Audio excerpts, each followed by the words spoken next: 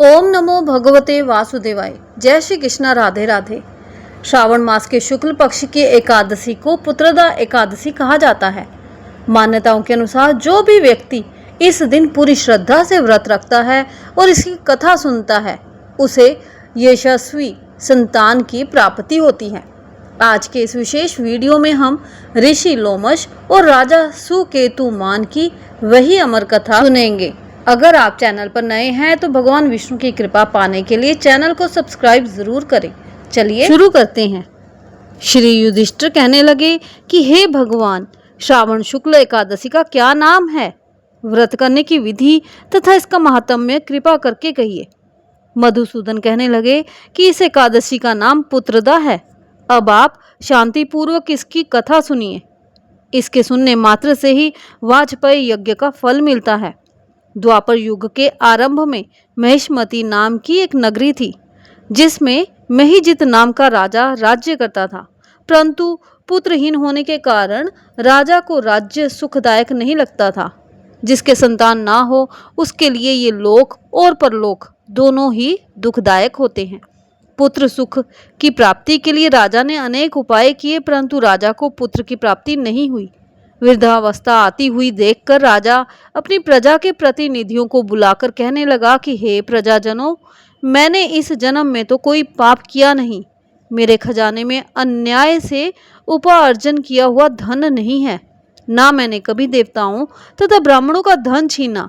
किसी दूसरे की धरोहर भी मैंने नहीं ली।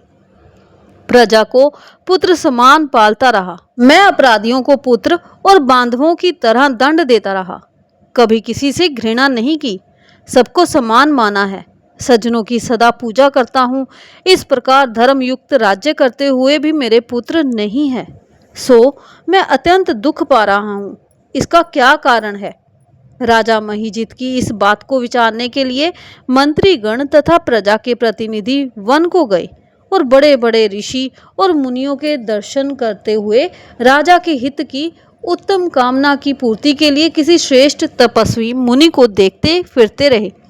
एक आश्रम में उन्होंने एक अत्यंत वयोवृद्ध धर्म के ज्ञाता, बड़े तपस्वी, परमात्मा में मन लगाए हुए, निराहार, जितेंद्रिय, जितात्मा, जित क्रोध, सनातन धर्म के गूढ़ तत्वों को जानने वाले समस्त शास्त्रों के ज्ञाता महात्मा लोमश मुनि को देखा, जिनका कल्प के व्यतीत होने पर एक रोम गिरता था।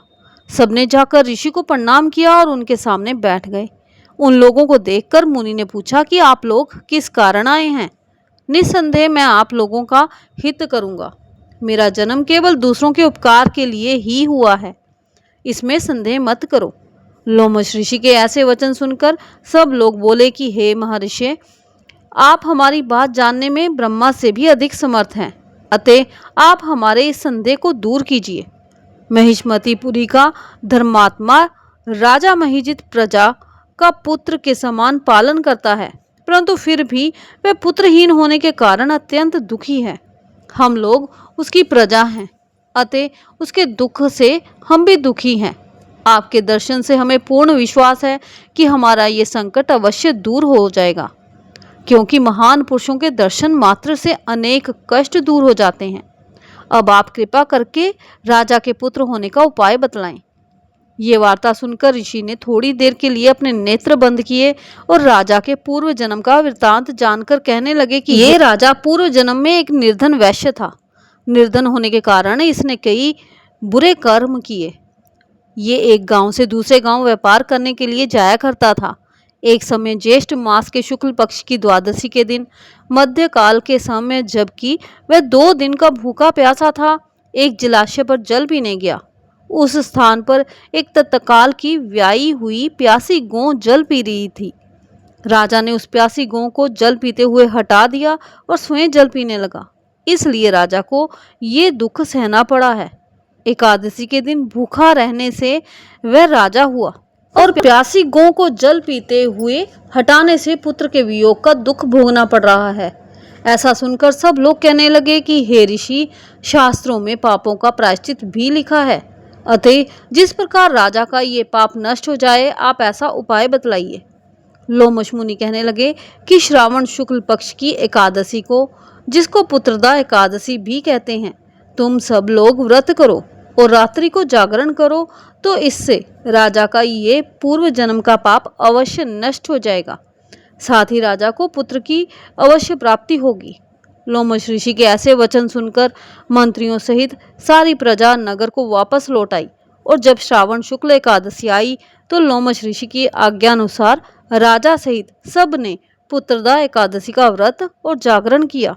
इसके पश्चात द्वादशी के दिन इसके पुण्य का फल राजा को दिया गया। उस पुण्य के प्रभाव से रानी ने गर्भ धारण किया और प्रसव काल समाप्त होने पर उसके एक बड़ा तेजस्वी पुत्र उत्पन्न हुआ।